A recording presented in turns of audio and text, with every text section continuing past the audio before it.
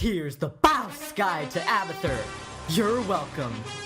So, you want to play Abathur like a bounce? Well, my friend, you've come to the right place. However, first of all, you better make sure you know what you're getting yourself into when you pick Abathur. This hero eats up enemy bases from the inside out like an alien chest burster, is more elusive than a whack-a-mole mole, and more dangerous than global warming, and is a strategic mastermind that makes Sun Tzu look like a scrub. And now, if you still think you can handle that, keep watching. Otherwise, just go play somebody else. Alright, starting off, let's go over Abathur's skills and tips for them. Your first Q ability, Symbiote, allows you to assist an allied hero, minion, or mercenary anywhere on the map, giving you extra abilities to use while assisting. This ability can turn any fight, gank, or minion push on the map in your favor.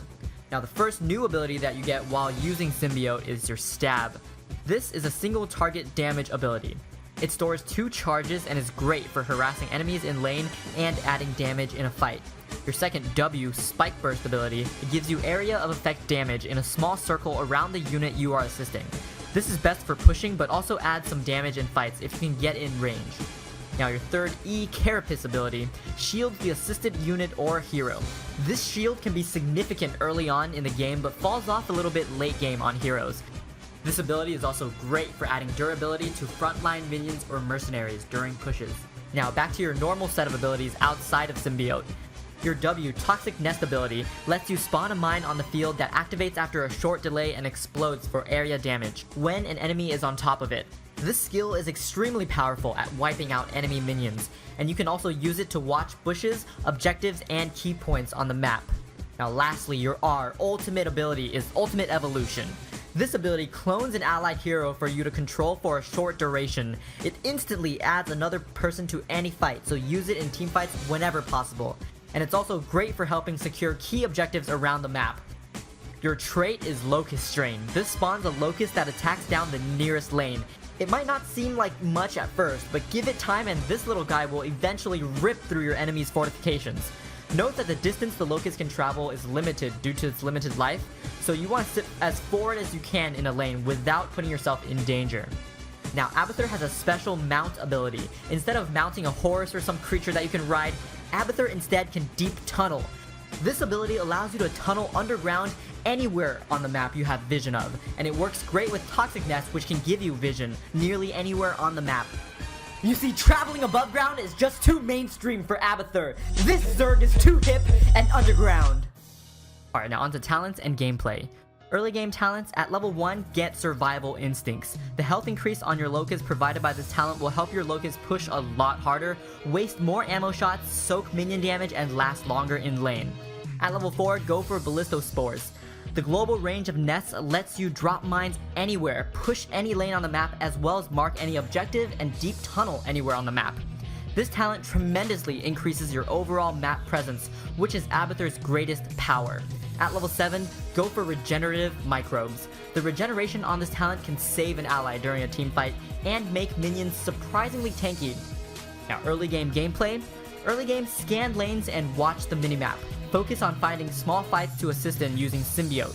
The Carapace shield and stab damage are most significant in the early stages of the game. If there are no fights happening, use Symbiote in lanes to harass opponents instead. It's a free harass since they can't do any return damage to you, so use it often to slowly wear down opponents in all lanes.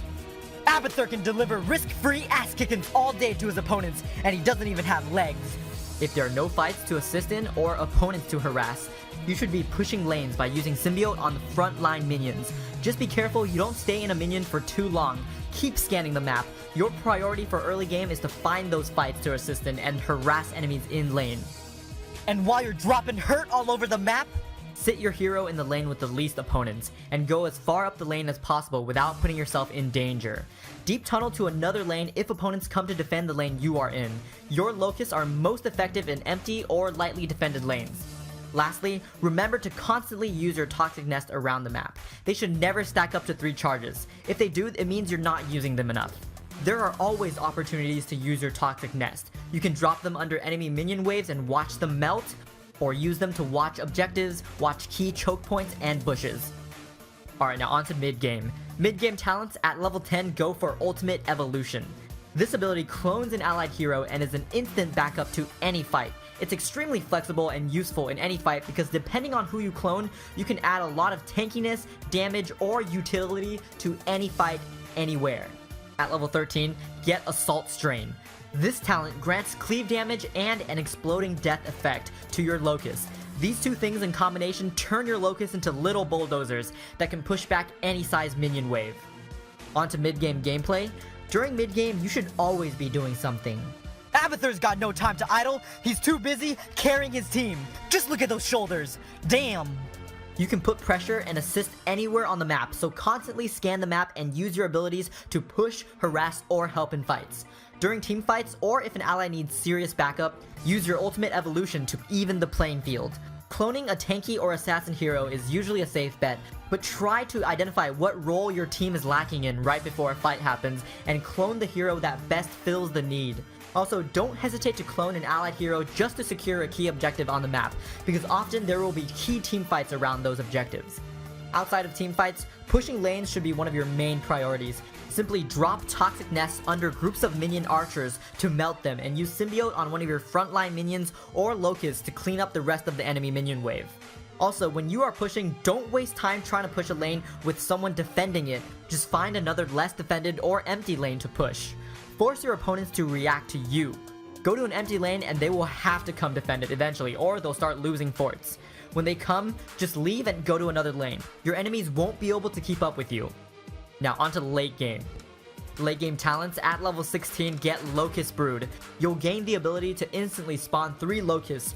This is a significant boost to your pushing ability and can bulldoze down lanes and wreck enemy minions and fortifications. This ability also allows you to take on mercenary camps all by yourself. Simply attack a mercenary camp and drop the Locust and watch the mercenary camp melt.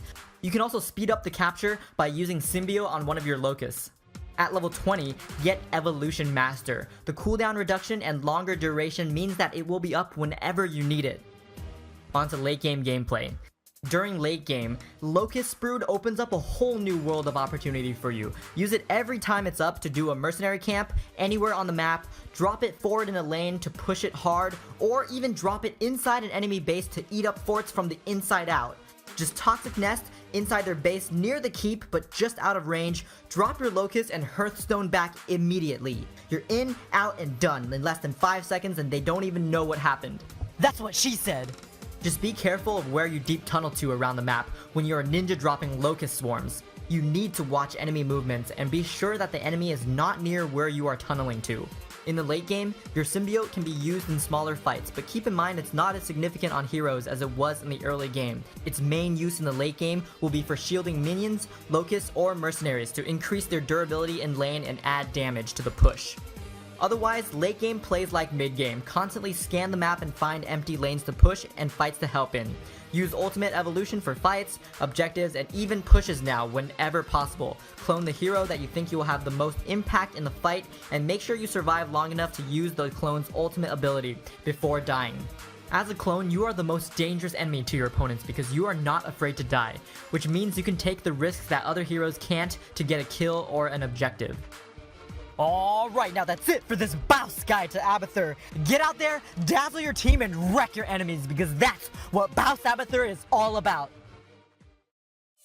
And on a real note, I hope you guys enjoyed this video and find it both helpful and entertaining. If you like this and want to see more, show some love by liking, commenting, maybe sharing your own success or failure stories with the guide, and of course, subscribing.